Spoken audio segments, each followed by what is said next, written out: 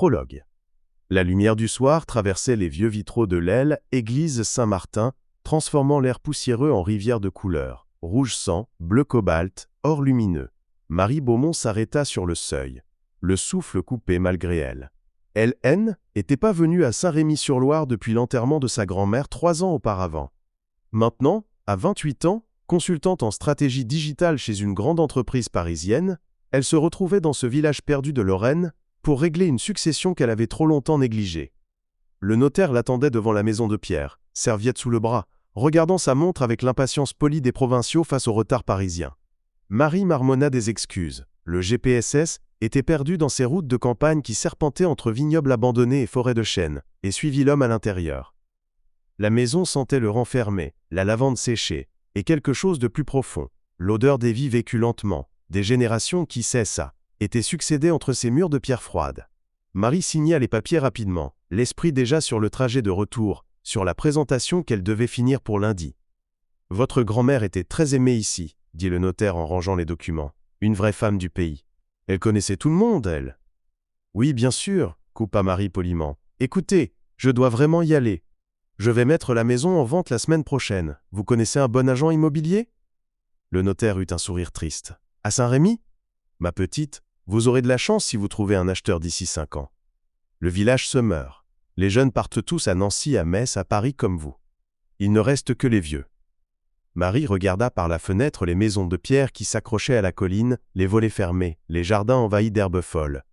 Le notaire avait raison. Ce n'était plus vraiment un village vivant, juste un décor de carte postale pour touristes nostalgiques. Elle passa le reste de l'après-midi à trier rapidement les affaires de sa grand-mère.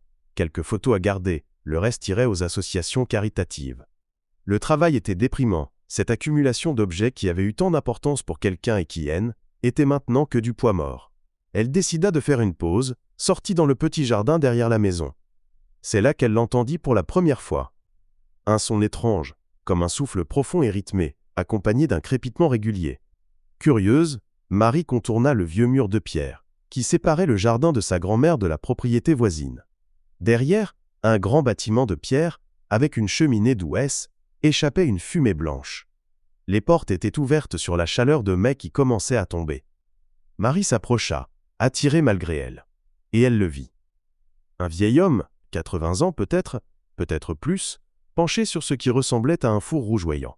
Il tenait une longue canne métallique, au bout de laquelle brillait une masse orange et liquide. Avec des gestes d'une précision extraordinaire, il tournait la canne, soufflait dans l'autre extrémité, façonnait le verre incandescent comme s'il sculptait de la lumière elle-même. Marie resta figée dans l'encadrement de la porte, hypnotisée. L'homme ne l'avait pas remarqué, entièrement absorbé par son travail. Il faisait tourner la canne, le verre s'allongeait, se courbait, prenait une forme. Avec une spatule en bois, il creusait délicatement, ajustait. Puis il retournait au four, réchauffait la pièce, recommençait. Ses gestes avaient la fluidité d'une danse répétée 10 000 fois, la certitude d'un corps qui connaît son métier jusqu'aux os. Lentement, une forme émergea du chaos orange. Un vase, simple et élégant, avec une courbe parfaite qui semblait capturer la lumière du four et la transformer en quelque chose de vivant. L'homme tourna enfin la tête, aperçut Marie. Il ne sembla pas surpris, continua simplement son travail, détachant le vase de la canne avec un outil métallique, le déposant dans un four plus petit, avec des gestes d'une délicatesse infinie. Le four de recuit, dit-il d'une voix rauque mais ferme, s'adressant à Marie sans vraiment la regarder. Si on laisse refroidir trop vite, le verre éclate. Il faut de la patience. Toujours de la patience. Son accent était celui de la vieille Lorraine profonde, avec ses voyelles longues et ses consonnes rocailleuses que Marie n'avait plus entendues depuis son enfance. « C'est magnifique, » dit-elle, cherchant ses mots. Dans son monde parisien de réunions PowerPoint et de tableaux Excel, elle avait perdu l'habitude de qualifier les choses de belles. « Vous faites ça depuis longtemps ?» L'homme eut un sourire fatigué. Il essuya ses mains calleuses sur un tablier de cuir noirci par des années de travail. « Depuis que j'ai 8 ans, mademoiselle. Mon père m'a mis devant le four en 1951. 73 ans que je souffle du verre. Et mon père avant moi pendant 50 ans. Et son père avant lui. Et ainsi de suite, jusqu'en 1612, quand mon ancêtre Henri Delvaux a créé cette verrerie. » Marie fit le calcul rapidement. 400 ans. 4 siècles de savoir transmis de père en fils dans ce bâtiment de pierre. « Vous êtes le voisin de ma grand-mère, réalisa-t-elle, Madame Beaumont. Elle parlait parfois d'un verrier, Monsieur Delvaux ?»« Augustin Delvaux, confirma le vieil homme avec un petit salut ironique, le dernier maître verrier de Saint-Rémy. Et bientôt, probablement, le dernier de toute la Lorraine. Il y avait une amertume tranquille dans sa voix, mais pas de colère. Juste l'acceptation fatiguée de quelqu'un qui a vu venir la fin depuis longtemps. Marie ne savait pas quoi dire. Elle murmura quelque chose sur le fait qu'elle devait y aller, qu'elle avait du travail, et retourna à la maison de sa grand-mère.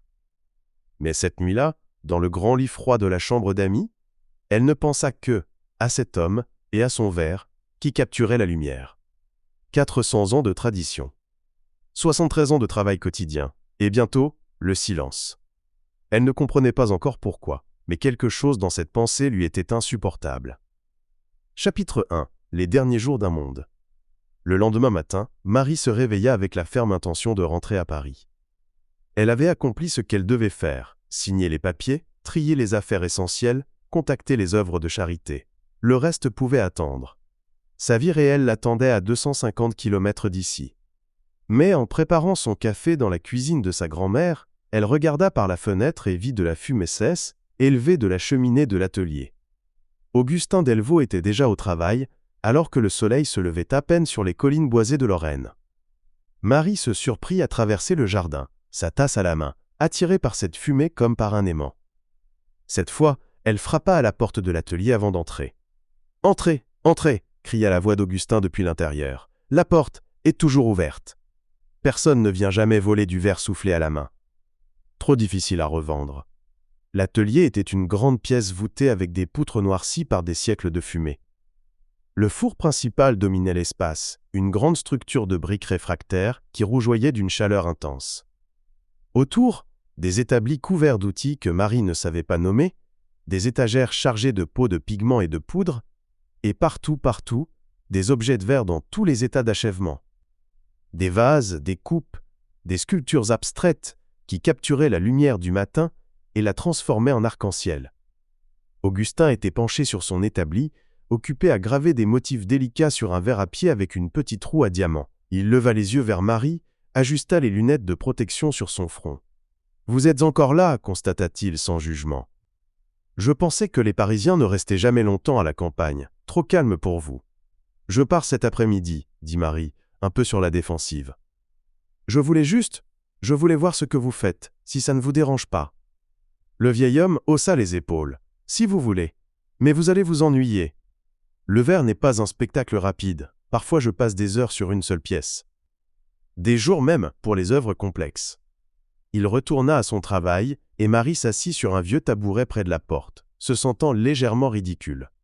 Qu'est-ce qu'elle faisait là? Elle avait 3 dossiers à préparer, des emails qui s'accumulaient sur son téléphone, une vie qui ne l'attendrait pas.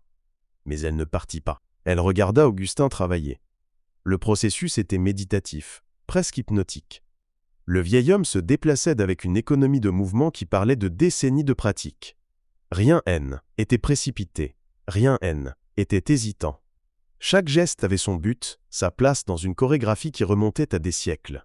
« C'est un verre de communion », expliqua Augustin sans lever les yeux de son travail. « Pour l'Eune, église de Remiremont. Le père Duchamp m'en a commandé 12 il y a 6 mois. C'est le dernier. » Il souffla doucement sur le verre pour enlever la poussière de la gravure, l'examina à la lumière.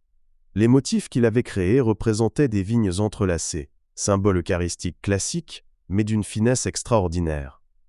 Autrefois, continua-t-il, chaque église de Lorraine avait son service complet en verre Delvaux, calice, ciboire, burette, lampe de sanctuaire. Mon arrière-grand-père a fait les vitraux de la cathédrale de Toul. 8 ans de travail, 42 panneaux représentant la vie de Saint Gérard. Ils sont encore là-bas, ils transforment la lumière depuis 150 ans. Après ma mort, qui continuera ce travail? Marie ne sut quoi répondre. La question était rhétorique de toute façon. Augustin posa le verre gravé sur une étagère avec 11 autres identiques, tous parfaitement assortis malgré la fabrication entièrement manuelle. Il s'essuya les mains, regarda Marie avec une intensité soudaine. « Vous voulez savoir le vrai secret du verre, mademoiselle Beaumont ?» Marie hocha la tête, surprise qu'il connaisse son nom. « Le verre, dit Augustin lentement, c'est de la lumière capturée. Quand vous prenez du sable, de la silice pure, et que vous le chauffez à 1400 degrés, vous créez quelque chose de magique. Quelque chose qui n'est ni solide ni liquide, qui est transparent comme l'air, mais dur comme la pierre. Le verre est une fenêtre entre les mondes. Il laisse passer la lumière, mais arrête le vent. Il montre, mais protège. Il transforme. Il prit un morceau de verre brut sur elle, établi, le tint à la lumière du matin. Un simple bloc de verre transparent, sans intérêt apparent. Mon père me disait toujours, « Augustin, nous ne fabriquons pas des objets. Nous fabriquons de la beauté qui survivra à tous ceux qui la regardent. Quand tu souffles du verre pour une église, tu fais quelque chose qui donnera de la joie à des gens qui ne sont même pas encore nés. C'est ça, le secret. Créer de la beauté qui transcende ta propre vie. » Marie sentit quelque chose se serrer dans sa poitrine. Dans son travail parisien, tout était éphémère. Des présentations consultées une fois puis oubliées, des stratégies obsolètes en 6 mois, des PowerPoint qui disparaissaient dans le néant numérique. Rien ne durait, rien ne survivait. « Pourquoi vous n'avez pas d'apprenti » demanda-t-elle brusquement. « Pourquoi laisser tout ça mourir ?» Augustin eut un rire amer. « Vous croyez que je n'ai pas essayé ? J'ai eu 3 apprentis ces 20 dernières années. Le premier est parti après 6 mois. Trop dur, trop chaud, pas assez payé. Le deuxième a tenu 2 ans, puis il a trouvé un emploi dans une usine de verre industrielle à Nancy. Horaire fixe, sécurité sociale, congé payé. Qui peut le blâmer ? Le troisième. » Il s'arrêta, une ombre passa sur son visage. Le troisième avait du talent, un vrai talent. Mais il est mort dans un accident de moto il y a 5 ans. 24 ans. Tout ce savoir que je lui avais transmis partit en une seconde. Il se détourna, rajusta quelque chose sur son établi qui n'avait pas besoin d'être rajusté. Après ça, j'ai arrêté de chercher. À quoi bon ? Le monde moderne n'a pas besoin de maître verrier. On peut acheter des verres chez Ikea pour 3 €. Pourquoi payer 150 € pour un verre fait main qui prend 3 heures à fabriquer ? Ça n'a pas de sens économique. Le marché a parlé. Les traditions meurent. C'est comme ça. Marie regarda autour d'elle les centaines d'objets de verre qui remplissaient l'atelier, chacun unique, chacun portant la marque de décennies de maîtrise. Elle pensa à ses propres journées passées dans des bureaux climatisés à optimiser des synergies cross-fonctionnelles et à maximiser la valeur ajoutée client. Des mots vides, du vent numérique. « Je peux rester encore un jour ou 2, dit-elle soudain surprise par ses propres mots. J'aimerais en voir plus. Si ça ne vous dérange pas. » Augustin la regarda longuement, comme s'il essayait de lire quelque chose dans son visage. « Vous voulez regarder un vieil homme fabriquer des objets que personne n'achète plus ?» Il secoua la tête, mais avec un sourire fatigué. « Faites comme vous voulez, mademoiselle, mais je vous préviens. Le verre ne se révèle pas en quelques heures. Il faut des années pour commencer à comprendre. Des décennies pour vraiment savoir. » « Je sais, » dit Marie, même si elle ne savait pas vraiment. Elle sortit son téléphone, envoya un email rapide à son bureau. Affaire familiale urgente. De retour lundi. Un mensonge. Ou peut-être pas. Quelque chose d'urgent se passait, même si elle ne comprenait pas encore quoi.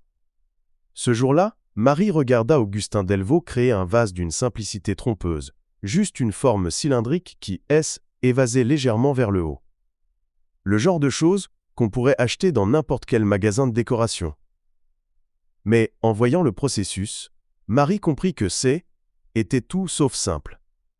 Augustin commença par cueillir du verre en fusion à la pointe de sa canne, un long tube métallique qu'il plongea dans le four principal.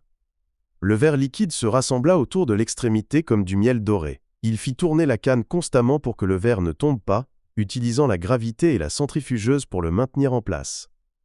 La température est cruciale, expliqua-t-il en travaillant. Trop chaud, le verre coule. Trop froid, il devient impossible à travailler. Vous devez sentir le moment exact.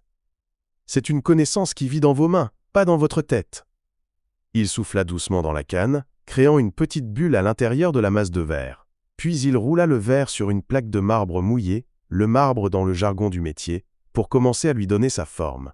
La vapeur sifflait au contact.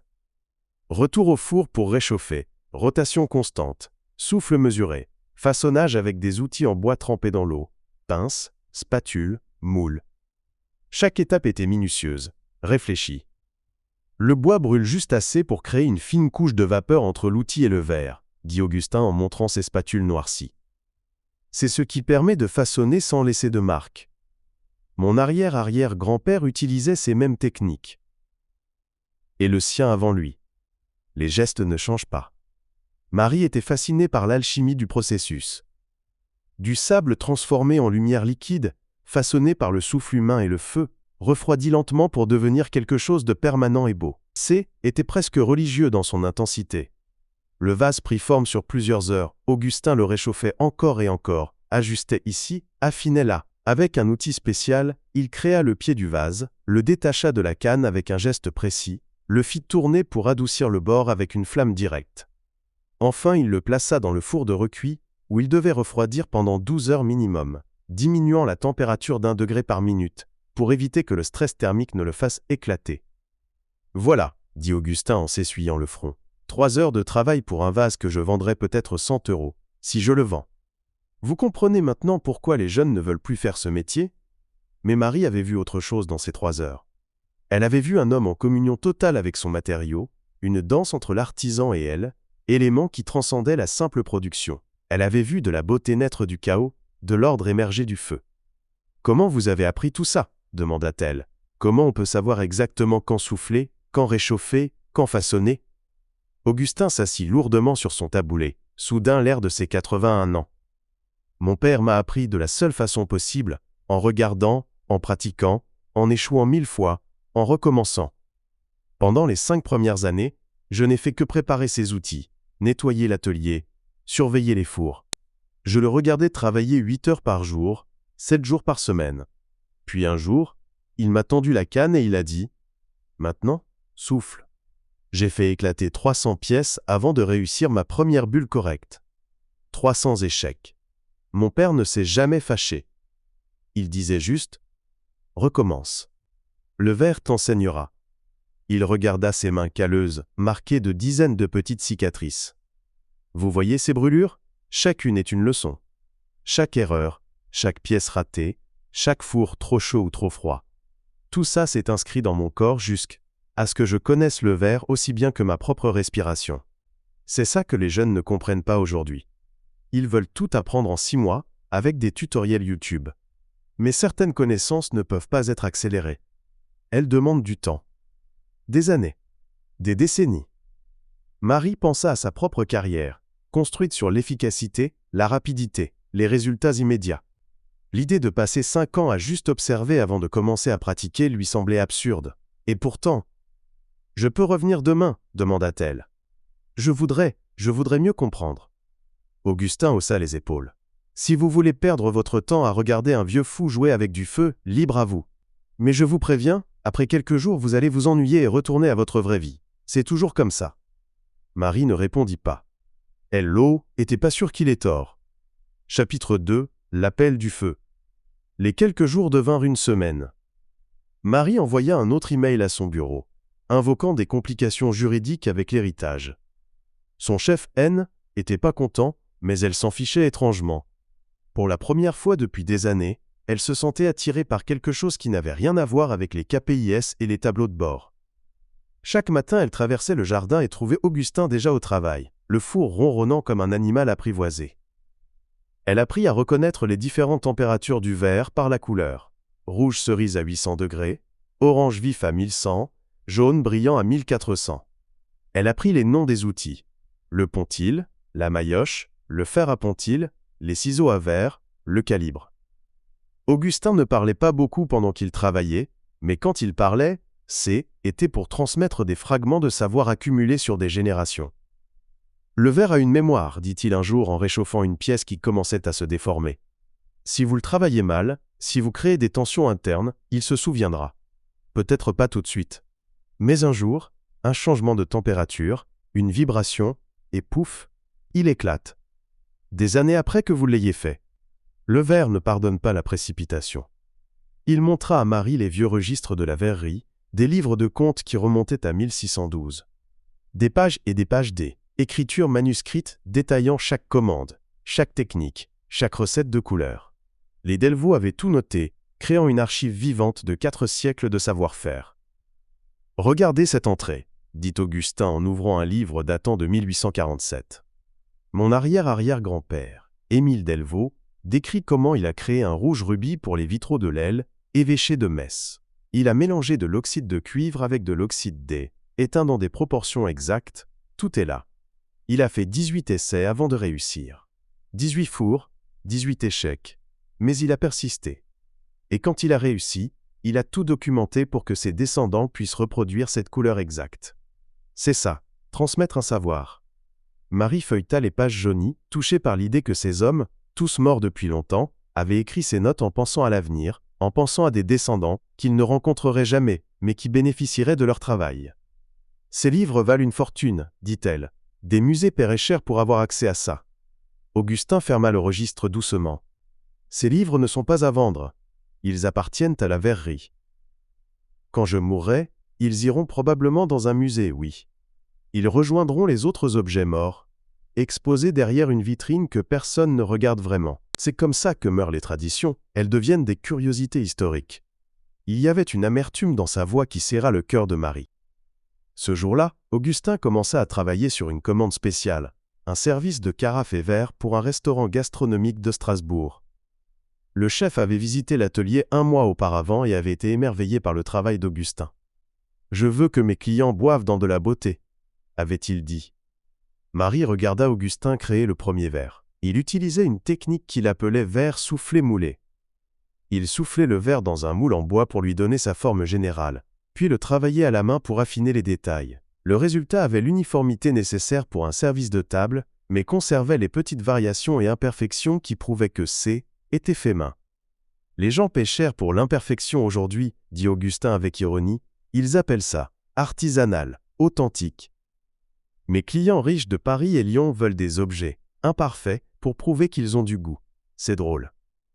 Mon grand-père se serait senti insulté qu'on trouve ces pièces imparfaites. Ce n'est pas la même chose, protesta Marie. Vos verres ne sont pas imparfaits, ils sont uniques. Chacun a sa personnalité. Augustin sourit. C'est une belle façon de voir les choses. Peut-être que vous commencez à comprendre. Il lui tendit soudain la canne. Marie recula, surprise. Quoi? Non, je ne peux pas. Pourquoi pas? Vous passez vos journées à me regarder. Vous voulez juste observer ou vous voulez sentir? Les mains de Marie tremblaient en prenant la canne. Elle était lourde, chaude, intimidante. À l'extrémité brillait une masse de verre orange, vivante, qui coulait lentement vers le bas. Tournez, ordonna Augustin. Toujours tourner, ne jamais arrêter, ou le verre tombe. Marie fit tourner la canne maladroitement. Le verre oscilla dangereusement. Plus vite, régulier. Trouvez le rythme. Elle accéléra. Le verre se stabilisa un peu. C était incroyablement lourd. Ses bras commençaient déjà à fatiguer. Maintenant soufflez, doucement, comme si vous souffliez sur un thé trop chaud. Marie porta la canne à ses lèvres, souffla. Rien ne se passa. Plus fort. Le verre est épais. Il faut de la force. Elle souffla plus fort. Trop fort. Le verre se déforma bizarrement, créant une bulle asymétrique qui s'affaissa immédiatement. « Continuez à tourner !» cria Augustin. Mais sec était trop tard. Le verre perdait sa forme, coulait vers le sol.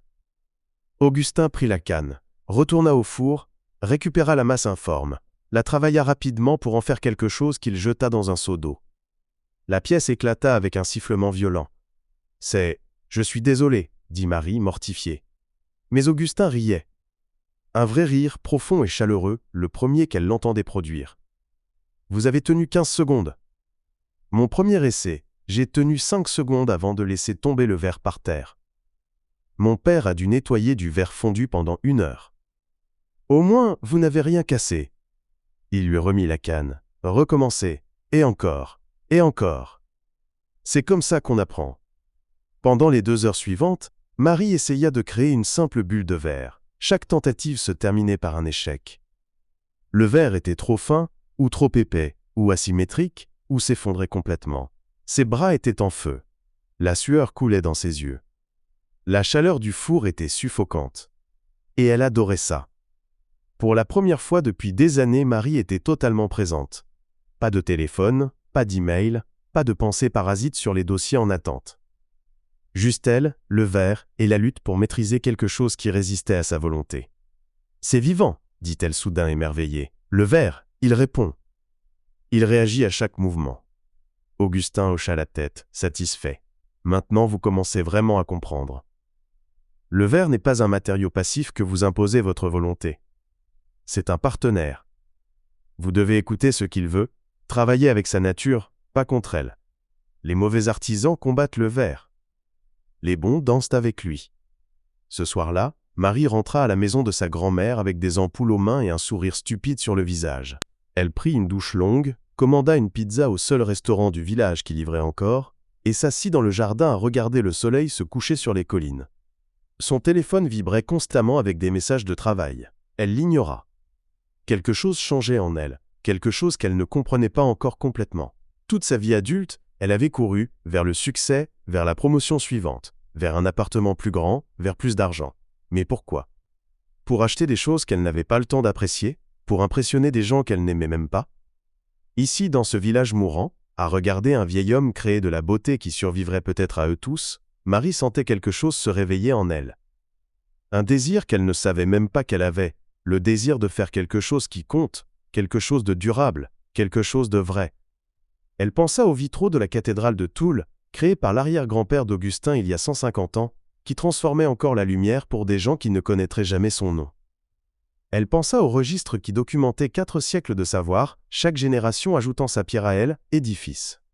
Et elle pensa à ce qui se passerait quand Augustin mourrait. Tout ce savoir, toutes ces techniques, 400 ans d'excellence, disparus, perdus pour toujours, réduits à des objets dans un musée, et des notes dans des livres que personne ne lirait. Marie Neuss était jamais considérée comme quelqu'un de sentimental. Elle était pratique, rationnelle, orientée résultat. Mais l'idée que cette verrerie ferme, que ce four S éteigne après 4 siècles de feu continu, lui était insupportable. Elle ne savait pas encore ce qu'elle allait faire. Mais elle savait qu'elle ne pouvait pas simplement retourner à Paris et faire semblant que rien de tout cela n'avait d'importance. Le lendemain matin, Marie prit sa décision. Elle trouva Augustin déjà au travail, comme toujours, penché sur une pièce délicate, un oiseau en verre, qui semblait sur le point de prendre son envol. « Je veux apprendre, » dit-elle sans préambule. « Vraiment apprendre, pas juste regarder, je veux devenir votre apprenti. » Augustin leva les yeux, surpris. Il posa ses outils, étudia Marie avec attention. « Vous ne savez pas ce que vous demandez, » dit-il enfin. « Être apprenti, ce n'est pas un hobby du week-end. C'est un engagement total. Des années de travail. Un salaire misérable. Des heures interminables. La chaleur, les brûlures, les échecs constants.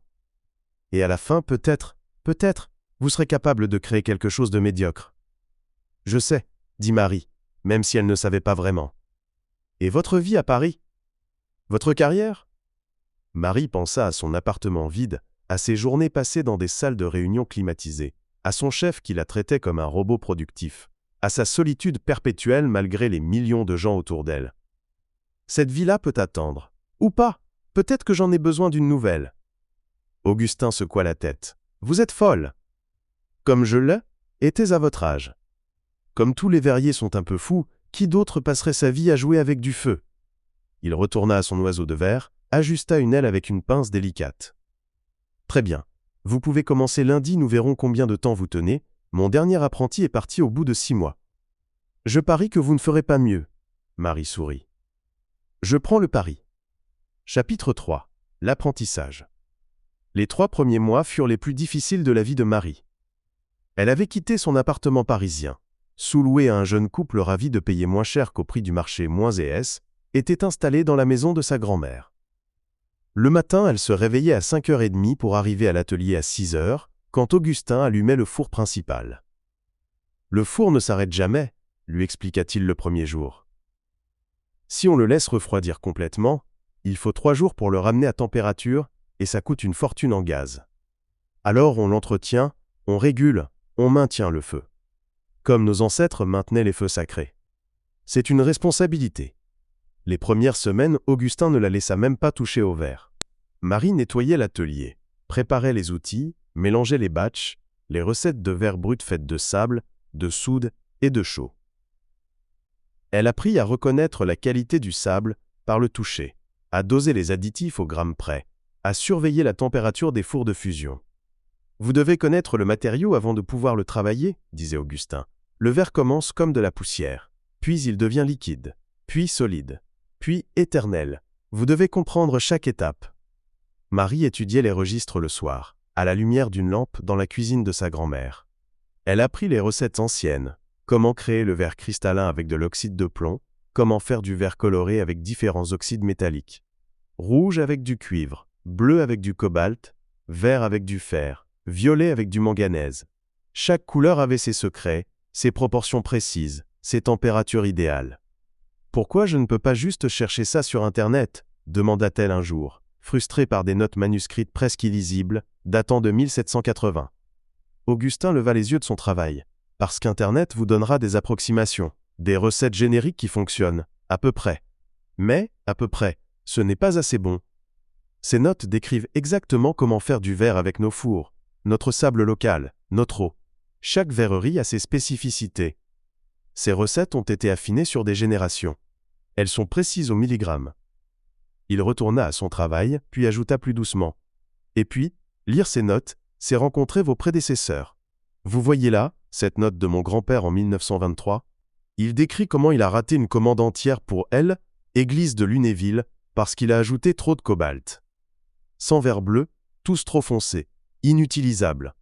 Il a tout recommencé. Ces erreurs sont aussi importantes que les succès. Elles vous enseignent l'humilité. » Après un mois, Augustin la laissa enfin toucher le verre. Mais pas pour souffler. Pas encore. D'abord, elle devait apprendre à cueillir le verre du four sans se brûler ou laisser tomber la masse incandescente. Puis à le faire tourner constamment pour maintenir la forme. Puis à juger la température à elle. Œil. « Trop chaud, » disait Augustin en regardant Marie cueillir du verre. « Vous voyez comment il coule trop vite ? Attendez 30 secondes. Ou, trop froid maintenant, retournez au four, 5 secondes, pas plus. » Était épuisant. La chaleur était intense. 40 degrés même en hiver près du four principal. Marie perdait des kilos. Ses vêtements étaient constamment trempés de sueur. Ses bras développaient des muscles qu'elle ne savait pas avoir. Ses mains se couvraient de cales et de petites brûlures. Et elle échouait, constamment, terriblement. Chaque pièce qu'elle essayait de créer se terminait dans le seau de récupération, déformée, asymétrique, trop fine, trop épaisse, fissurée. Augustin ne la grondait jamais, se contentait de dire « Recommencez. Le verre vous enseignera. » Mais parfois, Marie pleurait de frustration dans sa voiture après une journée particulièrement difficile. Ses amis parisiens ne comprenaient pas ce qu'elle faisait. « Tu as quitté ta carrière pour faire quoi ? Souffler du verre ? À ton âge ? Marie, sois sérieuse. » Sa mère l'appelait chaque semaine, inquiète. « Ma chérie, c'est une crise de la trentaine. Reviens, reprends ton travail, arrête ces bêtises. » Seule sa grand-mère aurait compris, pensa Marie. Elle qui était restée toute sa vie dans ce village, qui avait choisi la permanence sur la mobilité, les racines sur l'ambition. Au 2e mois, Marie créa sa première bulle acceptable. Une simple sphère de verre, pas parfaite, légèrement ovale, avec quelques bulles d'air, mais qui tenait debout, qui était complète. Augustin l'examina sous tous les angles, la tint à la lumière. « Pas mal, » dit-il finalement. « Toujours terrible, mais pas mal. » Venant de lui, sec, était un compliment élogieux. Marie garda cette bulle sur la table de chevet de sa chambre comme un trophée. Le 3e mois, quelque chose changea. Marie ne pouvait pas dire exactement quoi, mais ses mains commençaient à comprendre ce que sa tête avait du mal à saisir. Le timing du souffle, la rotation de la canne, le moment exact pour retourner au four, tout devenait plus instinctif, moins réfléchi. « C'est ça, » dit Augustin un jour, où Marie avait réussi à créer un petit bol presque symétrique. « Vous commencez à sentir le verre plutôt qu'à y penser. Vos mains apprennent. C'est lent, mais ça vient. » Un après-midi de novembre, alors que la pluie tambourinait sur le toit de l'atelier, Augustin s'assit lourdement sur son tabouret et regarda Marie travailler en silence pendant 1 heure. Quand elle eut fini, une carafe simple qu'elle plaça dans le four de recuit, il hocha la tête. « Vous êtes sérieuse, » dit-il. « Je ne pensais pas que vous tiendriez. »« Mais vous êtes sérieuse. »« Pourquoi vous pensiez que je partirais ?» demanda Marie en s'essuyant le front. Augustin haussa les épaules. « Parce que les gens de la ville veulent toujours des résultats rapides.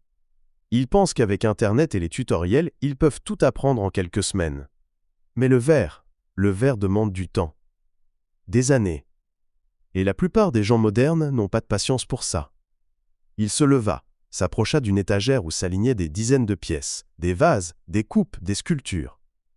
Il en choisit une coupe simple mais élégante, avec un pied fin et un bord parfaitement régulier. « J'ai fait cette pièce quand j'avais 15 ans. 8 ans d'apprentissage, et C était la première chose que mon père a jugé digne de vendre. 8 ans, Marie. Vous comprenez? 8 ans à échouer, à recommencer, à brûler mes mains, à détester le verre et à l'aimer en même temps. Et maintenant, 66 ans plus tard, je fais encore des erreurs. Le verre ne finit jamais de vous enseigner. Il replaça la coupe avec soin. Mais vous? Vous avez quelque chose. Je ne sais pas si c'est du talent ou juste de l'entêtement. Mais vous avez quelque chose. Alors je vais vous montrer des choses que je n'ai montrées à personne depuis la mort de mon dernier apprenti. Les semaines suivantes, Augustin ouvrit les portes de son savoir. Il montra à Marie comment créer du verre filé. Des fils de verre fins comme des cheveux qu'on pouvait tisser ou tordre en forme délicate. Comment faire de la gravure à l'acide pour créer des motifs opaques sur du verre transparent.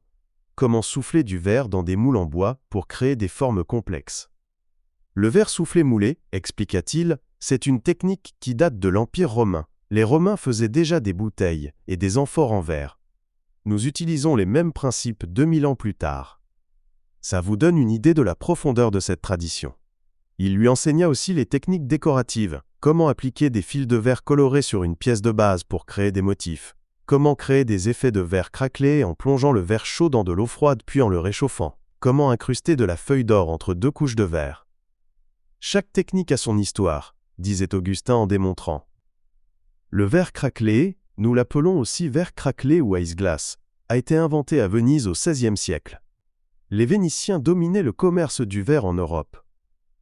Leur secret était si précieux que les verriers n'avaient pas le droit de quitter l'île de Murano, sous peine de mort. Ils gardaient leur technique jalousement.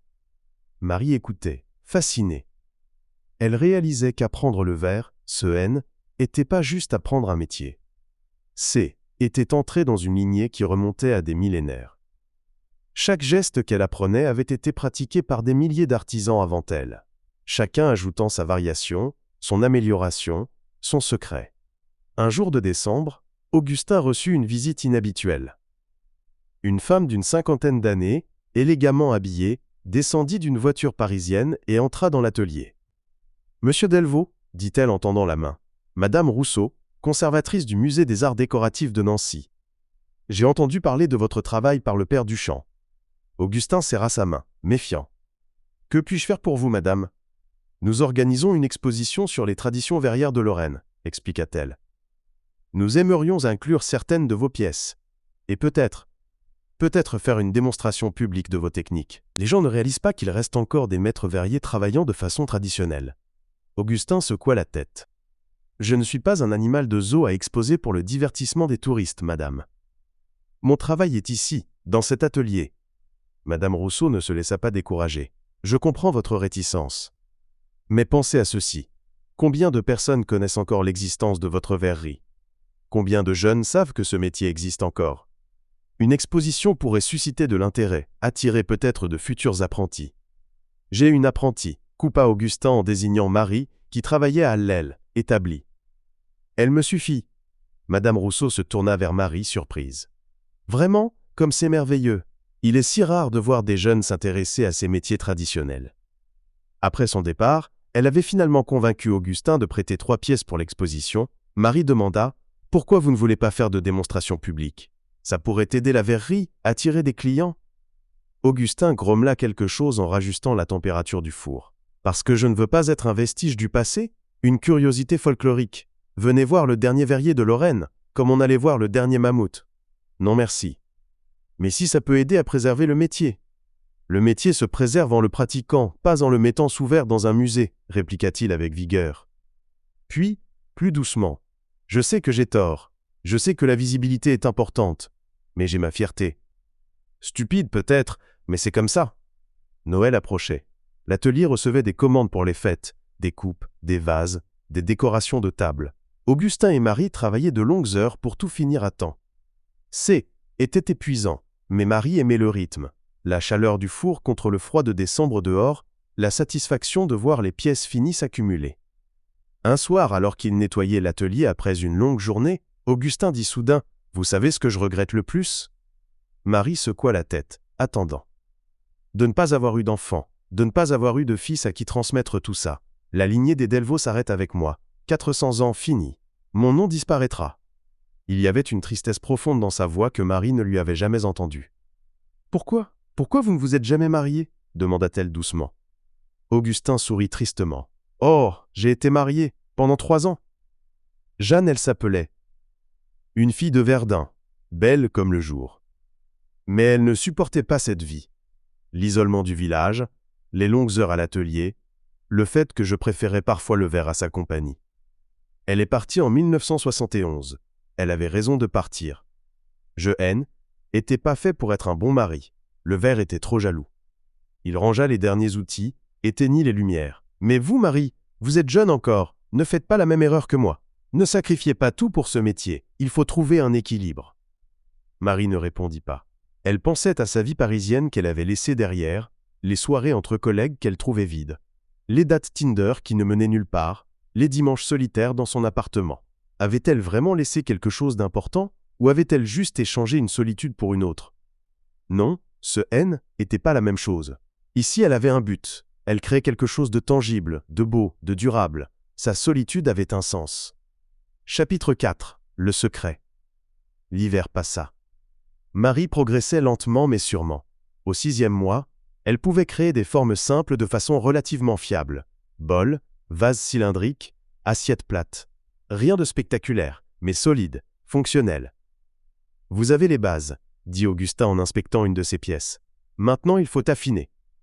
La différence entre un artisan compétent et un maître verrier, c'est dans les détails. L'uniformité de l'aile, l'épaisseur, la perfection de la symétrie, la subtilité des courbes. Il lui montra 2 vases apparemment identiques. Regardez. Celui-là, je l'ai fait quand j'avais 25 ans. Techniquement correct, mais sans âme. Et celui-là, je l'ai fait l'année dernière. Même forme, même taille. Mais vous voyez la différence? Marie étudia les 2 pièces. Il lui fallut un moment pour percevoir ce qu'Augustin voulait dire. Le vase plus récent avait une qualité difficile à définir. Une assurance dans les courbes, une intention dans chaque détail. Il ne semblait pas juste bien fait, il semblait avoir été créé avec amour. « C'est l'expérience » demanda-t-elle. « L'expérience, oui, mais pas seulement. C'est aussi l'intention. Quand vous êtes jeune, vous pensez à la technique. Est-ce que mes mains font les bons gestes? Est-ce que la température est correcte? Mais quand vous maîtrisez la technique, elle devient invisible. Vous ne pensez plus à vos mains, vous pensez à la pièce elle-même, à ce qu'elle doit être, à la beauté que vous voulez créer. C'est ça le secret. » Il s'assit, son visage soudain sérieux. « Mon père m'a dit quelque chose quand j'avais votre âge, quelque chose qui m'a pris des décennies à vraiment comprendre. Il a dit, « Augustin, quand tu souffles du verre, tu ne fais pas juste un objet, tu transformes le temps en permanence. Tu prends des heures de ta vie, ton souffle, ton effort, ta concentration, et tu les cristallises en quelque chose qui survivra peut-être des siècles. C'est une forme d'immortalité. » Marie sentit un frisson parcourir sa colonne vertébrale. C'était exactement ce qu'elle avait ressenti en regardant les vitraux de la cathédrale, en lisant les vieux registres. Le verre était du temps capturé, solidifié, transformé en beauté. « Les gens modernes ne comprennent pas ça, » continua Augustin. « Ils veulent tout immédiatement. Acheter, consommer, jeter, recommencer. Mais nous créons des choses qui durent. Mes arrière-arrière-petits-enfants, si j'en avais, pourraient boire dans des verres que je fais aujourd'hui. Les gens dans 100 ans regarderont peut-être mes pièces et se demanderont qui était cet Augustin Delvaux. C'est ça, le vrai secret du verre. Ce n'est pas une technique, c'est une philosophie, créer de la beauté qui transcende votre propre existence. » Ce jour-là changea quelque chose dans l'approche de Marie. Elle ne pensait plus juste à maîtriser les gestes techniques. Elle pensait à chaque pièce comme à un message envoyé vers le futur. Qui utiliserait ce vase? Dans quelle maison reposerait-il? Quelle lumière transformerait-il? Ces pièces s'améliorèrent sensiblement. Augustin le remarqua. « Bien, dit-il simplement. Très bien. » Au printemps, l'exposition de Nancy ouvrit ses portes. Madame Rousseau insista pour qu'Augustin et Marie assistent au vernissage. Augustin grommela, mais accepta finalement.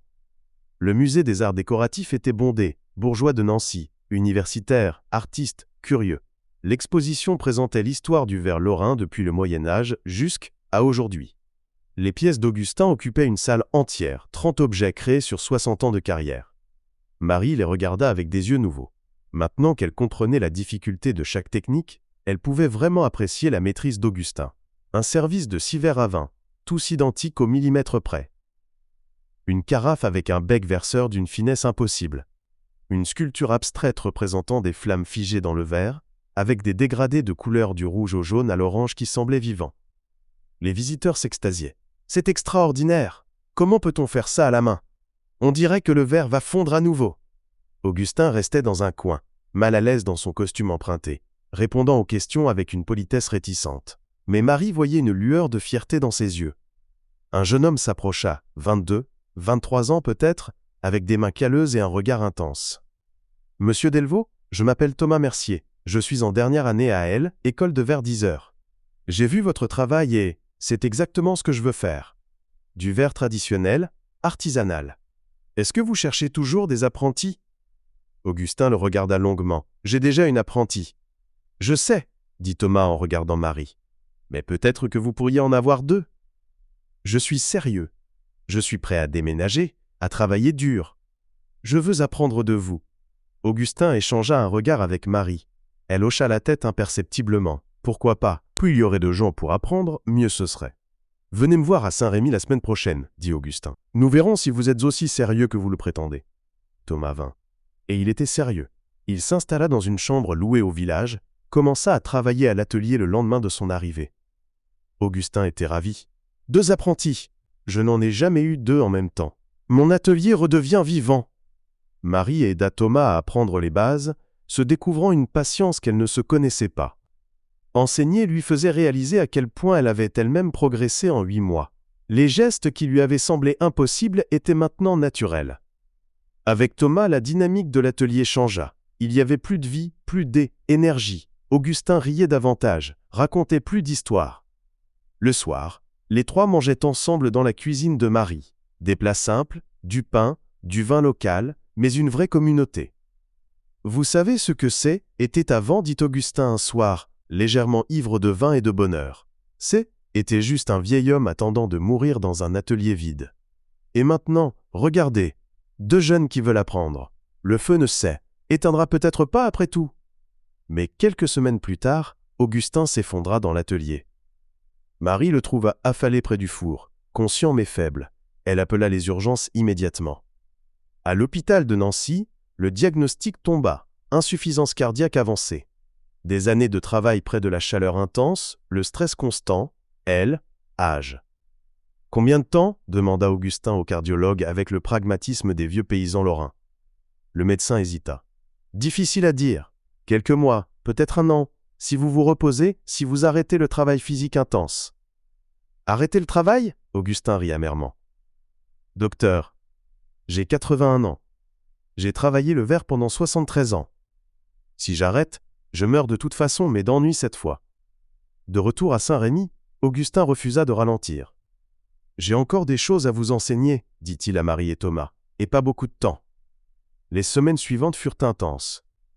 Augustin transmettait son savoir avec une urgence nouvelle. Les techniques les plus complexes, les secrets familiaux gardés depuis des générations, tout sortait maintenant. « Le verre rubis que mon arrière-arrière-grand-père a développé, » dit-il en leur montrant une vieille recette. La clé est de chauffer le verre 2 fois. La première fois, il est presque incolore. C'est seulement au 2e réchauffage que le cuivre précipite et crée cette couleur rouge profonde. Beaucoup de verriers ne savent pas ça et se demandent pourquoi leur rouge est raté. Il leur montra comment créer du verre Laticino, des fils de verre blanc tordus dans du verre transparent, pour créer des motifs en spirale. Comment faire du verre Sommersault, des couches de couleurs différentes superposées. Comment créer des effets de murine, des sections transversales de cannes de verre colorées formant des motifs complexes. Toutes ces techniques viennent de Venise à l'origine, expliquait-il, mais chaque région les a adaptées, créé ses propres variations. Le Laticino lorrain est différent du Laticino vénitien. Plus simple peut-être, mais aussi plus robuste. Un jour de juin, Augustin décida qu'il était temps de montrer à Marie et Thomas sa pièce la plus complexe, une sculpture représentant l'arbre de vie, avec des branches qui s'entrelaçaient dans un verre transparent, des feuilles de verre vert émeraude et des fruits en verre rouge rubis. Le processus prit 3 jours. D'abord créer le tronc et les branches principales, souffler et façonner individuellement puis assembler à chaud. Ensuite ajouter les branches secondaires, du verre filé attaché avec une précision millimétrique. Puis les feuilles, des dizaines de petits morceaux de verre vert soufflés séparément et soudés un par un. Enfin les fruits, des billes de verre rouge insérées aux extrémités des branches. Chaque étape demandait une coordination parfaite. Augustin dirigeait, Marie et Thomas exécutaient ses instructions.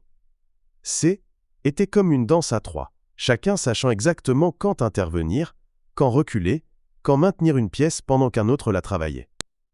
Quand la sculpture finale fut placée dans le four de recuit, les trois étaient épuisés mais exaltés. C était peut-être la pièce la plus complexe que l'atelier ait créée depuis des décennies. « Voilà », dit Augustin en s'asseyant lourdement. « Voilà ce que le verre peut être quand trois personnes travaillent ensemble avec une seule vision. C'est comme ça que travaillaient les grandes verreries autrefois. Un maître, des compagnons, des apprentis, tous coordonnés comme les instruments d'un orchestre. » Il regarda Marie avec une intensité particulière. « Vous comprenez maintenant ? Le verre n'est pas juste un métier solitaire. C'est une tradition collective. Chaque génération apprend de la précédente et enseigne à la suivante. C'est une chaîne ininterrompue qui remonte à des millénaires. Et maintenant, vous en faites partie. » Chapitre 5. La transmission. Été arriva. Augustin travaillait moins, se fatiguait plus vite. Certains jours, il se contentait de s'asseoir et de regarder Marie et Thomas travailler, offrant des conseils, racontant des histoires. « Vous savez pourquoi j'aime le verre ?» dit-il un après-midi particulièrement chaud. « Parce qu'il est honnête. Le verre ne ment pas. Si vous êtes pressé, il le montre. Si vous êtes nerveux, il le montre. Si vous n'êtes pas concentré, il le montre. Vous ne pouvez pas tricher avec le verre. Il reflète exactement qui vous êtes à ce moment précis. » Il marqua une pause, regardant ses mains tremblantes. « Et maintenant, il me montre que je suis vieux. Que mes mains ne sont plus assez stables pour le travail délicat, que mon temps est fini. »« Non, » protesta Marie. « Vous avez encore tellement à nous apprendre. » Augustin sourit tristement. « J'ai déjà tout enseigné, le reste c'est de la pratique. » Des années et des années de pratique. Vous avez les fondations. Maintenant, construisez dessus. Créez vos propres techniques, vos propres styles. Ajoutez votre pierre à édifice. Il se leva avec effort. « Il y a quelque chose que je veux vous montrer. Suivez-moi. » Il les mena à l'arrière de l'atelier, vers une porte qu'il gardait toujours fermée. Derrière, un petit escalier descendait vers une cave voûtée. Augustin alluma une ampoule nue qui révéla des étagères couvrant tous les murs, chargées de centaines, peut-être de milliers d'objets en verre. « Ma collection personnelle, dit-il, des pièces que je n'ai jamais vendues, les meilleures, les pires, les plus expérimentales.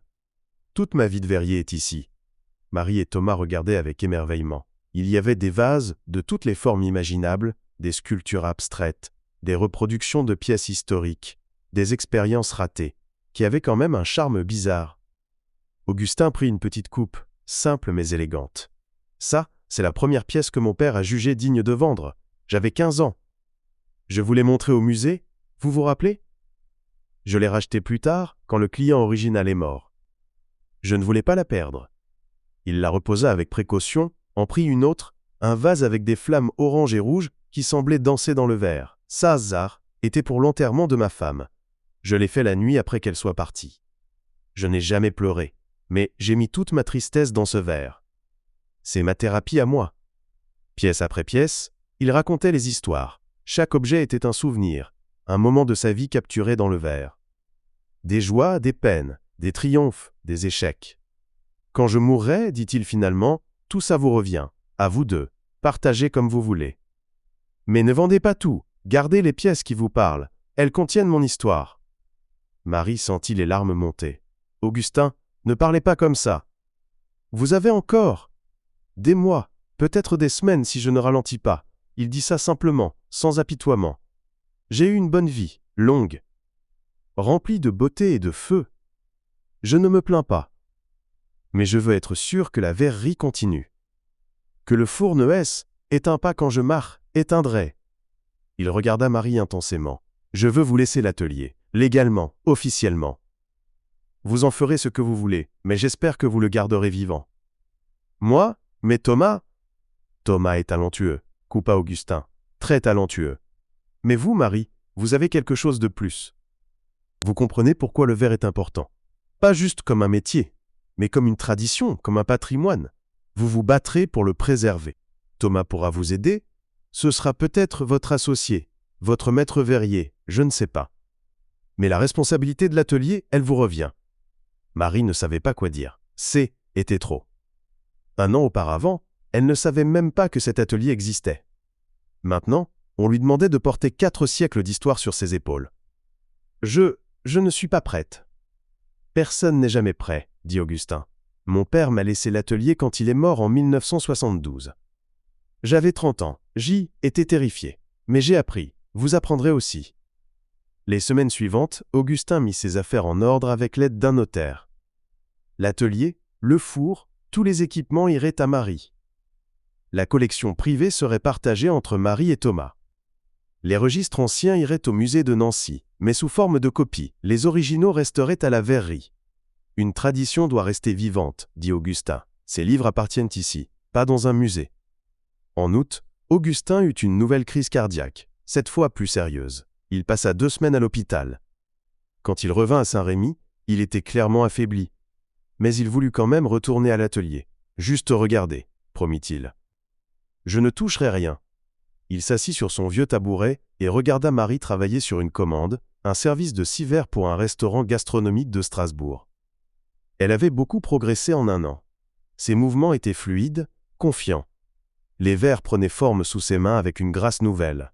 « C'est bien, » dit Augustin doucement. « Très bien, vous avez trouvé votre rythme ?» Marie finit le dernier verre, le plaça dans le four de recuit.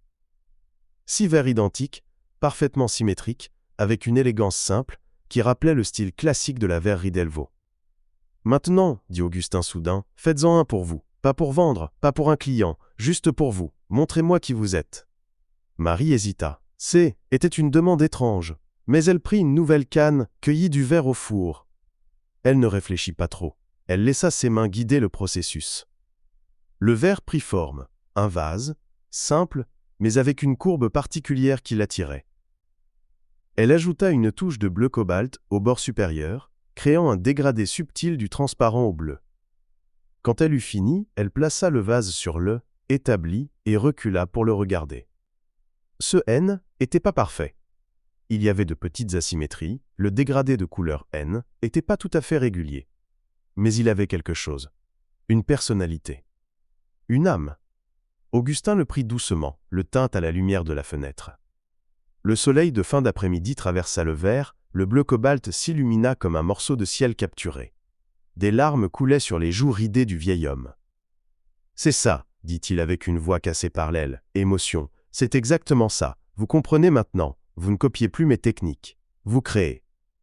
Vous avez trouvé votre voie. » Il essuya ses larmes, rit de lui-même. « Un vieux fou qui pleure pour un vase. Mais vous savez ce que je vois ? Je vois que la tradition ne mourra pas. Elle continuera. Différente peut-être, avec votre touche personnelle, mais vivante.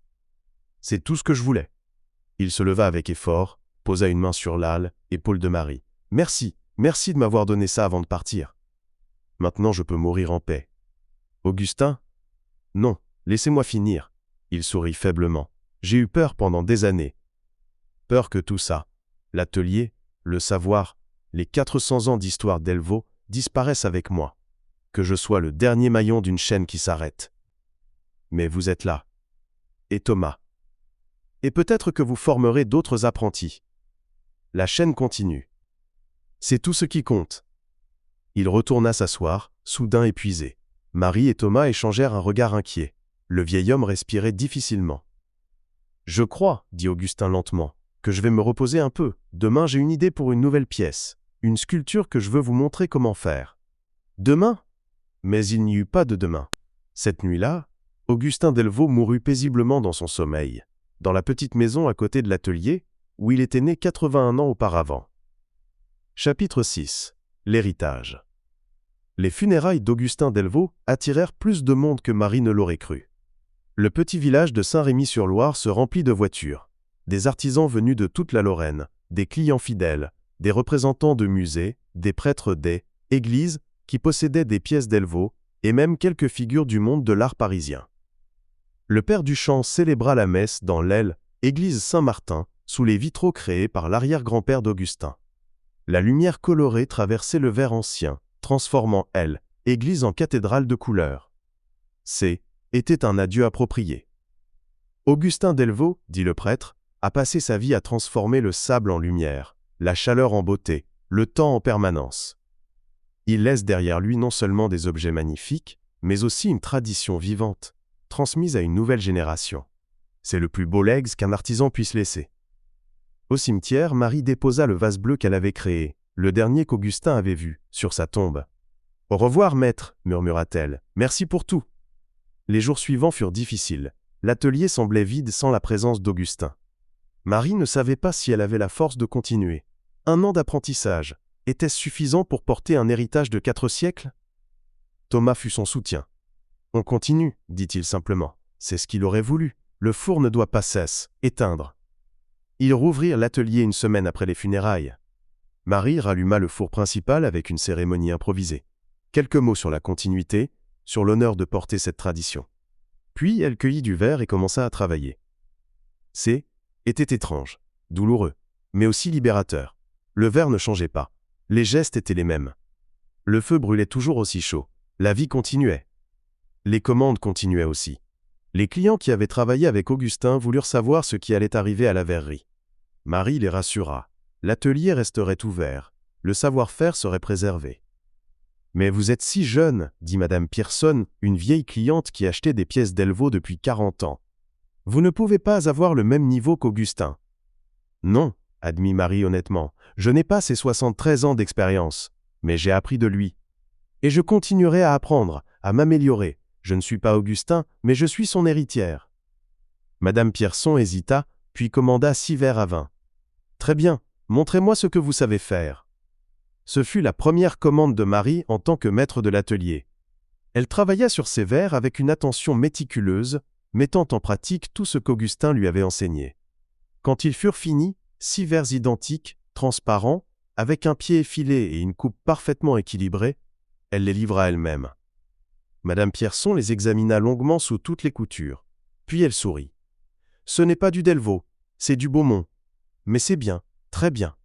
Continuez comme ça. » Marie comprit que était le plus beau compliment. Elle n'essayait pas de copier Augustin. Elle continuait sa tradition tout en y ajoutant sa propre voix. Les mois passèrent. Marie et Thomas trouvèrent leur rythme. Thomas se révélait particulièrement doué pour les pièces sculpturales complexes, tandis que Marie excellait dans les formes classiques avec des touches de modernité subtile. Ils commencèrent à travailler ensemble sur des projets ambitieux, combinant leurs forces. L'exposition au musée de Nancy fut prolongée 6 mois supplémentaires. Madame Rousseau contacta Marie. « Nous avons un intérêt énorme. Les gens veulent en savoir plus sur le verre traditionnel. Accepteriez-vous de faire une démonstration publique ?» Marie hésita, se souvenant du refus d'Augustin. Mais les temps changeaient. Et peut-être qu'Augustin avait eu tort sur ce point. La visibilité pouvait aider la cause. « D'accord, dit-elle, mais à une condition. Je veux que ce soit éducatif. Pas juste un spectacle. Je veux expliquer l'histoire, les techniques, pourquoi c'est important de préserver ces métiers. » La démonstration attira une foule surprenante. 200 personnes regardèrent Marie créer un vase simple, expliquant chaque étape, racontant l'histoire de la verrerie Delvaux, parlant de l'importance de la transmission du savoir-faire. Dans le public, elle remarqua plusieurs jeunes étudiants en art, apprentis d'autres métiers d'art. Après la démonstration, 3 d'entre eux l'approchèrent, demandant s'ils pouvaient visiter l'atelier, peut-être faire un stage. « Vous prenez des apprentis ?» demanda une jeune femme de 20 ans, les yeux brillants d'enthousiasme. Marie pensa à elle, 1 an et demi auparavant, consultant parisienne qui ne connaissait rien au verre. Tout le monde méritait une chance. « Venez visiter, » dit-elle. « On verra si le verre vous appelle vraiment. » L'année suivante, la verrerie Delvaux, Marie avait gardé le nom par respect pour l'histoire, accueillit 2 nouveaux apprentis. L'atelier bourdonnait à nouveau d'activité. 4 personnes travaillant ensemble, apprenant ensemble, créant ensemble. Marie établit aussi un partenariat avec elle, École de verre 10 heures, accueillant des stagiaires pour des périodes intensives. La verrerie devenait un lieu de formation, un centre de préservation des techniques traditionnelles. Mais le projet dont Marie était la plus fière vint d'une source inattendue. Le curé de Saint-Martin l'approcha avec une demande inhabituelle. « Les vitraux créés par l'arrière-grand-père d'Augustin commencent à se détériorer, dit le père Duchamp. Nous avons besoin de les restaurer. Mais nous voulons que ce soit fait selon les techniques originales, pas avec des méthodes modernes. Pourriez-vous » Était un défi immense. Marie n'avait jamais fait de vitraux. Mais dans les registres Delvaux, il y avait des descriptions détaillées des techniques utilisées par Émile Delvaux en 1870. « Je vais essayer, » dit Marie, « mais ça prendra du temps. Peut-être des années. » Elle passa 6 mois à étudier les techniques de vitrail dans les registres, à faire des essais, à consulter des experts. Puis, lentement, méticuleusement, elle commença la restauration. Était un travail de patience infinie. Chaque pièce de verre devait être créée selon les méthodes du XIXe siècle. Soufflée en cylindre puis aplatie, colorée avec des oxydes métalliques selon les recettes originales, gravée et peinte à la main. Mais peu à peu, les vitraux reprirent vie. Les rouges rubis profonds, les bleus cobalt vibrants, les verts émeraudes lumineux, toutes les couleurs que Marie avait appris à maîtriser grâce aux notes laissées par les générations précédentes. 2 ans après la mort d'Augustin, les vitraux restaurés furent réinstallés dans l'aile, église Saint-Martin. Le jour de l'inauguration, le soleil brillait exactement comme il fallait. Les rayons traversèrent les vitraux, transformant la église en cathédrale de lumière colorée. Marie se tenait dans la nef, regardant l'âle doux, œuvre de ses mains, ou plutôt de ses mains guidées par celles d'Augustin, et d'où Émile Delvaux avant lui, et de tous les Delvaux qui avaient transmis leur savoir sur 4 siècles. Elle sentit une présence à côté d'elle. Était Madame Rousseau du musée. « C'est extraordinaire, » dit la conservatrice doucement. « Vous avez non seulement préservé une technique, mais vous avez ressuscité quelque chose qui était en train de mourir. Les gens commencent à comprendre la valeur de ces métiers traditionnels, grâce à vous. » Marie secoua la tête. « Pas grâce à moi. Grâce à Augustin qui a pris le risque de m'enseigner. Grâce à tous ceux qui ont transmis avant lui. Je ne suis qu'un maillon de la chaîne. » « Un maillon essentiel, » corrigea Madame Rousseau. « Le maillon qui a empêché la chaîne de se briser. » Ce soir-là, Marie retourna à l'atelier. Le four ronronnait doucement. La chaleur familière l'accueillit. Elle s'assit sur le vieux tabouret d'Augustin, son tabouret maintenant, et regarda autour d'elle. L'atelier avait changé et n'avait pas changé. Les mêmes outils, le même four, les mêmes murs de pierre. Mais aussi de nouveaux visages, de nouvelles voix, une nouvelle énergie. Dans un coin, ces 2 jeunes apprentis, Emma et Léa, nettoyaient les établis, discutant des techniques qu'elles avaient apprises ce jour-là. Thomas travaillait à l'arrière sur une sculpture complexe, complètement absorbée. Le four brillait de sa lumière orange éternelle. Marie prit une canne, cueillit du verre. Elle ne voulait faire rien en particulier, juste sentir le matériau, se rappeler pourquoi elle aimait ça. Le verre liquide brillait à l'extrémité de la canne. Elle le fit tourner lentement, regardant la lumière danser dans la masse orange. Du sable transformé en lumière. Du temps transformé en beauté. Des générations de savoir condensés dans ce moment présent. Elle souffla doucement, créant une bulle. Pas pour faire quelque chose de précis, juste pour le plaisir du geste, pour la joie de collaborer avec le feu et le verre. « C'est ça le secret, n'est-ce pas Augustin ?» murmura-t-elle pour elle-même. « Le secret n'est pas dans la technique, c'est dans l'amour du métier, dans la volonté de créer de la beauté qui survivra à ta propre vie, dans le fait de transmettre ce que tu as reçu. » La bulle de verre grandissait sous son souffle. Marie la façonna doucement, créant une simple sphère. Imparfaite. Humaine. Belle. Elle la plaça dans le four de recuit où elle refroidirait lentement, se transformant de quelque chose de fragile en quelque chose de permanent.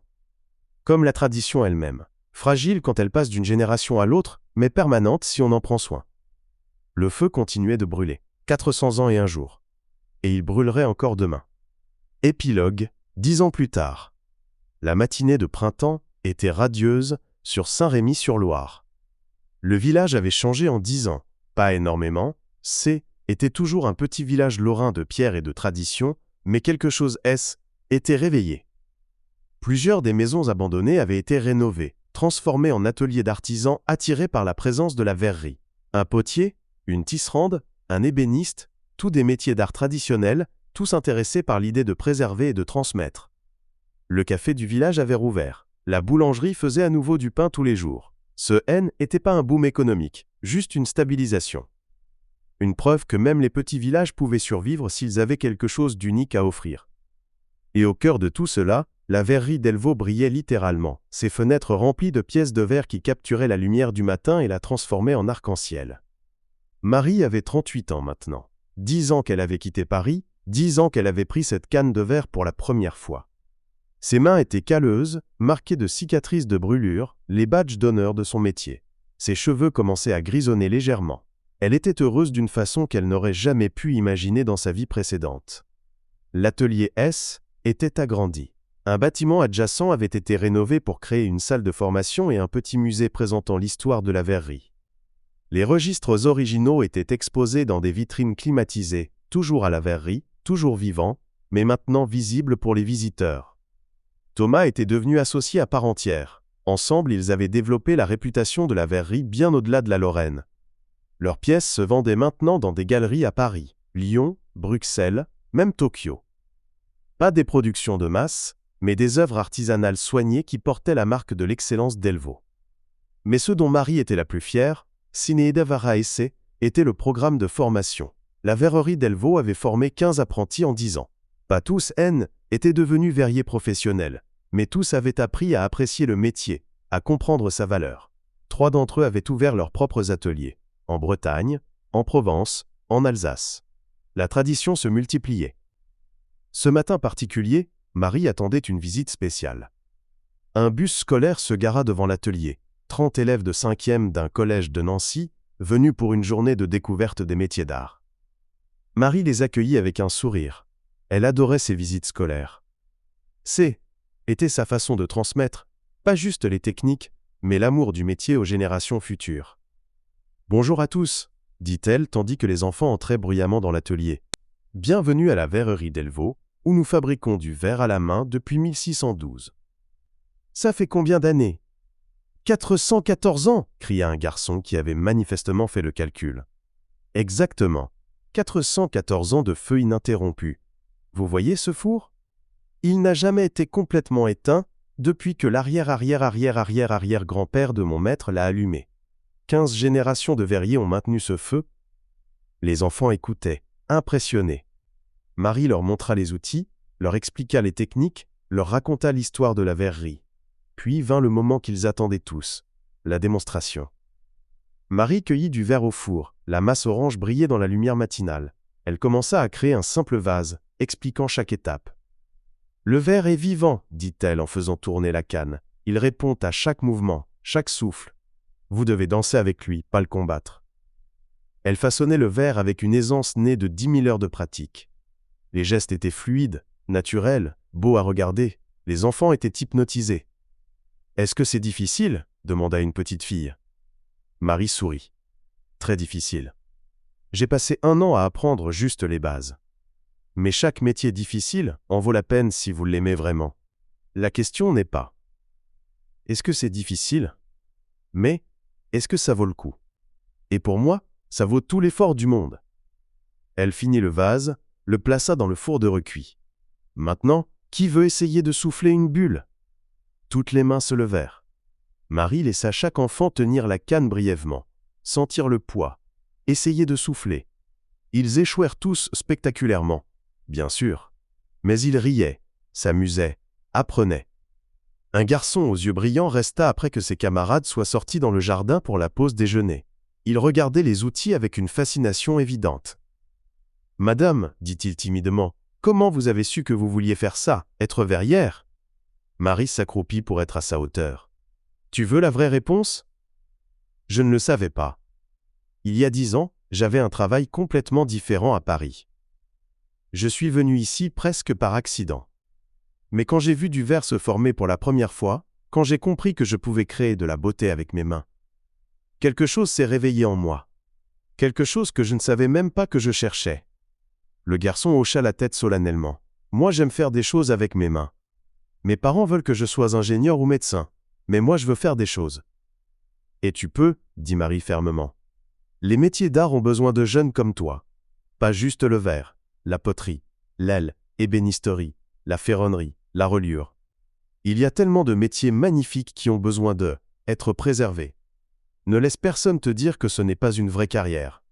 Faire de la beauté de ses mains, c'est l'une des carrières les plus nobles qui existent.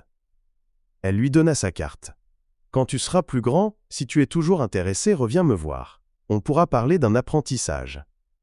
Le garçon prit la carte comme si Six était un trésor. Merci madame. Il courut rejoindre ses camarades. Marie le regarda partir, se souvenant d'elle-même il y a 10 ans. Perdue, cherchant quelque chose qu'elle ne pouvait pas nommer, et le trouvant finalement dans le feu et le verre. Cet après-midi-là, après le départ des écoliers, Marie monta dans la cave où Augustin avait conservé sa collection personnelle. Les étagères étaient toujours là, toujours remplies de 80 ans de création. Elle avait ajouté ses propres pièces au fil des ans, ses premières tentatives maladroites qu'elle gardait par sentimentalité, mais aussi ses meilleures réussites. La collection continuait de croître. Au milieu de l'aile, étagère principale, trônait le vase bleu qu'elle avait créé pour Augustin, celui qui l'avait fait pleurer, celui qui lui avait montré qu'elle avait compris le secret.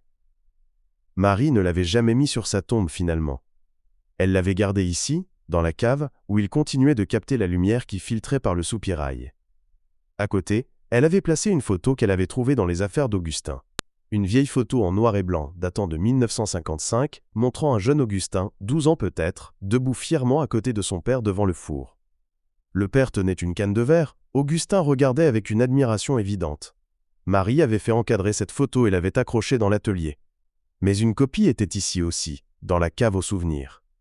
Elle toucha doucement le vase bleu, sentit le verre froid et lisse sous ses doigts. « J'espère que vous seriez fier, Augustin, dit-elle doucement. La verrerie vit, le feu brûle. De nouveaux apprentis apprennent. » La chaîne continue. Elle remonta à l'atelier où Emma, maintenant compagnonne après 4 ans d'apprentissage, travaillait sur une commande complexe. La jeune femme avait développé un style distinctif, mélangeant technique traditionnelle et esthétique contemporaine. « Belle pièce, dit Marie en observant le travail d'Emma. « Merci. Je m'inspire de ce que vous m'avez enseigné, mais j'essaye d'ajouter ma propre voix, comme vous dites toujours. » « C'est exactement ça, approuva Marie. La tradition n'est pas une copie morte du passé. C'est une rivière vivante qui coule du passé vers l'avenir, chaque génération ajoutant ses propres courants. Elle regarda autour de l'atelier, les apprentis qui travaillaient, les pièces qui séchaient dans les fours de recuit, la lumière qui jouait sur les centaines de surfaces de verre. Le feu qui brûlait, toujours, inchangé depuis 4 siècles. Était son œuvre maintenant, son héritage, pas juste la continuation de quelque chose d'ancien, mais la création de quelque chose de nouveau qui respectait l'ancien. Ce soir-là, Marie dîna avec Thomas et sa famille. Il était marié 3 ans auparavant, avait une petite fille de 2 ans qui adorait visiter l'atelier du feu comme elle l'appelait. « Tu penses parfois à ta vie d'avant » demanda Thomas en servant le vin. « Paris, ta carrière en consulting » Marie réfléchit. « Parfois. Mais c'est comme penser à une autre personne. Cette Marie-là n'existe plus. Ou peut-être qu'elle existe toujours, mais transformée, comme le sable qui devient du verre, c'est toujours de la silice fondamentalement mais complètement changée. Des regrets ? Aucun. Elle dit ça avec certitude. Aucun regret. J'ai trouvé quelque chose de plus précieux que n'importe quelle promotion ou salaire, j'ai trouvé un sens. Une raison de me lever chaque matin. Une façon de contribuer à quelque chose de plus grand que moi. La petite fille de Thomas, Margot, s'approcha avec un dessin qu'elle avait fait. Était censé représenter l'atelier, avec beaucoup de lignes rouges pour le feu et des taches oranges pour le verre. « C'est magnifique, dit Marie sincèrement. Tu seras peut-être verrière un jour » Margot secoua la tête vigoureusement. « Non, pompière, pour éteindre les feux. » Tout le monde rit. Mais Marie pensa. Peut-être que non. Peut-être que oui. Qui pouvait savoir ? Elle-même n'avait jamais imaginé devenir verrière. La vie était pleine de surprises. Plus tard, seule dans la maison de sa grand-mère, sa maison maintenant, Marie s'assit dans le jardin avec une tisane. Le printemps était magnifique cette année. Les pommiers étaient en fleurs, l'air sentait le muguet et l'herbe fraîche. De l'autre côté du mur, elle pouvait voir la fumée blanche échapper de la cheminée de l'atelier. Le four ne s'arrêtait jamais. Même la nuit, quelqu'un devait surveiller, ajuster, maintenir. Cette nuit était le tour de Léa, la plus récente apprentie. Marie lui faisait confiance pour maintenir le feu. Comme Augustin lui avait fait confiance. Comme toutes les générations de Delvozès étaient fait confiance mutuellement. Était ça, finalement le vrai secret. Pas une technique particulière, pas une recette magique. Juste la confiance. La confiance que le savoir transmis serait honoré, préservé, enrichi. La confiance que la beauté créée aujourd'hui donnerait de la joie aux gens de demain. La confiance que la chaîne ne se briserait pas. Marie leva les yeux vers le ciel étoilé. Elle pensa à tous les verriers qui avaient regardé ce même ciel depuis 1612. Henri Delvaux, le fondateur. Émile qui avait créé les vitraux. Le père d'Augustin qui avait travaillé pendant 2 guerres mondiales. Augustin lui-même qui avait maintenu le feu pendant 73 ans. Et maintenant elle. Marie Beaumont. Consultante parisienne devenue maître verrière. Gardienne d'une tradition de 4 siècles. Je ferai de mon mieux, murmura-t-elle aux étoiles, à Augustin, à tous ceux qui étaient venus avant. Je transmettrai comme vous avez transmis. Le feu ne s'y éteindra pas, je vous le promets. Le vent printanier murmurait dans les pommiers. Quelque part dans le village, une cloche sonna 9 heures. De l'atelier venait le rougeoiement familier du four, cette lumière orange qui n'avait jamais failli depuis 414 ans. Le verre transforme la lumière, montre la beauté invisible, connecte la terre et le ciel, et continue, génération après génération, de capturer le temps et de le transformer en éternité. Le secret du maître verrier N était finalement pas un secret du tout. Était juste l'amour. L'amour du métier, l'amour de la beauté, l'amour de transmettre.